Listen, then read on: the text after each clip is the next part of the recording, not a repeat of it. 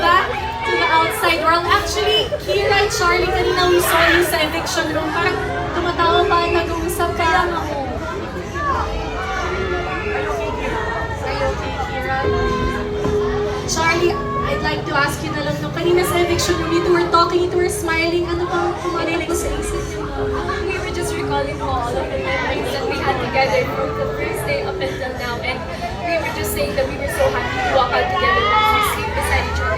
And it would be really hard for us if one of us could and we wouldn't see each other beside each other tonight or tomorrow morning. So we were just so happy. We're so happy to see you girls bloom inside the Big Brother house. Kira? Hello. Say hi to everyone. Oh my God, I'm so sorry, everyone. Nakakabigla. Oh, don't say sorry. I'm so happy to see you guys. Thank you. I Love you. Welcome back to the outside world, girls. Thank you. You made us all so proud. At You did marami great. pang mangyayari sobra dito love sa you outside guys. world. Everybody here Thank supports you. you so much. Palakpakan muli natin Charlie at Kira!